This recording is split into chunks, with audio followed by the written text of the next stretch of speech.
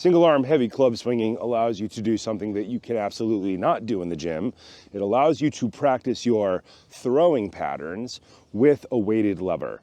This is something that everybody should practice. Doesn't matter your age, doesn't matter your sport, doesn't matter at all.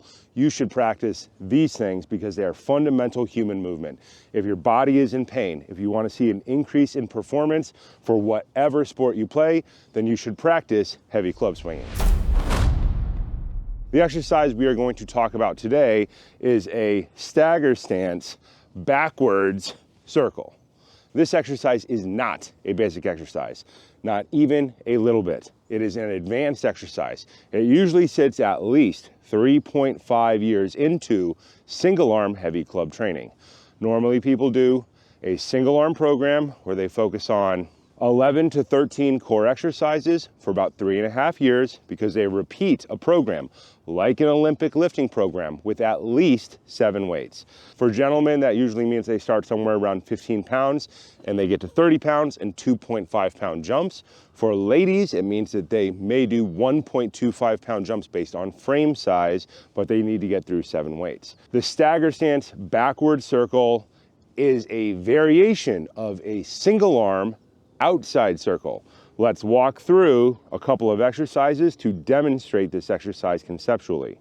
The first exercise we need to look at is the two-hand outside circle. Top hand is going to move away from our center line. We are going to move by rotating from the legs. Our feet are not moving with this exercise at all. With light club swinging, you can move your feet. With heavy club swinging, the goal is to get up to heavy weights, so we need a firm base of support.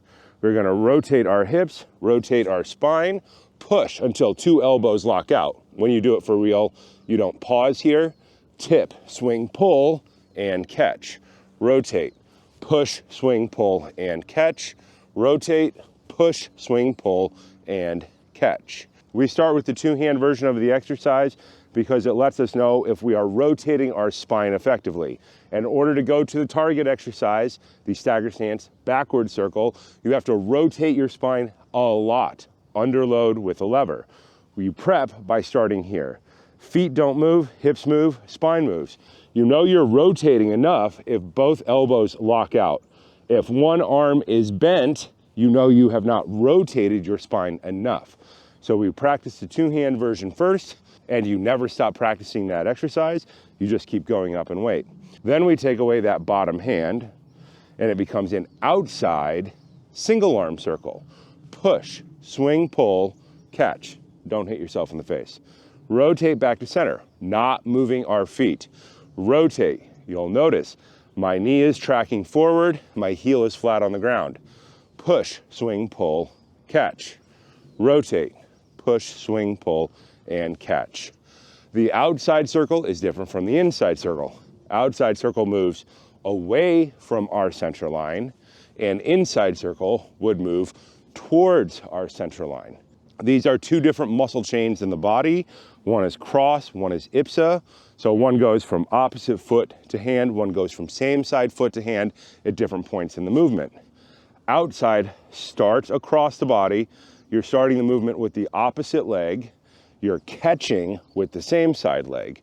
Inside would be the opposite. You would start with the same side leg and you would catch with the opposite leg. Let's transition this to a stagger stance, taking 2 feet, pointing them the direction we want to go, because that's the way we should walk. We're not going to turn out with this exercise with our lead leg at all.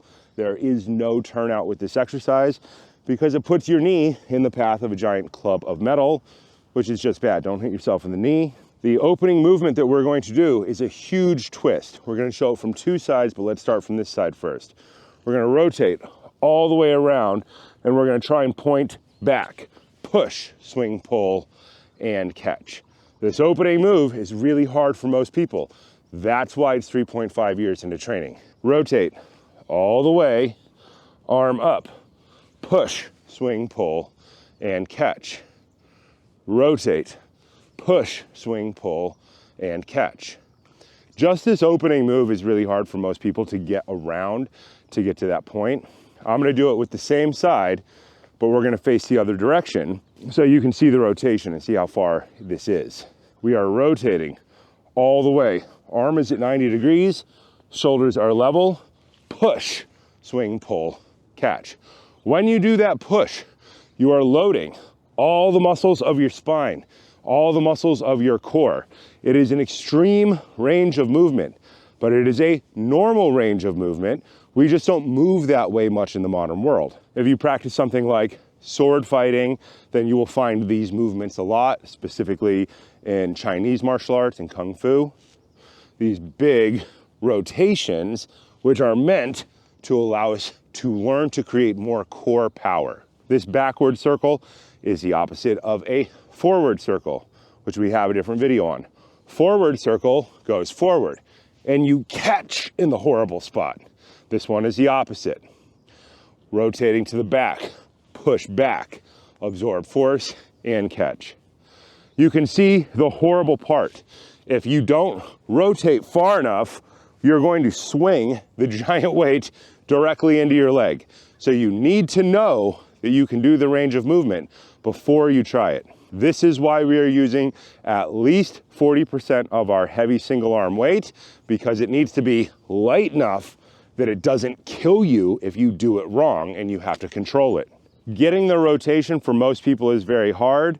You should work on a ground engagement exercise, an exercise where you engage the ground. We have our 2 feet. We're gonna set up for what's called a shin box, which is gonna set the rotation of our hip.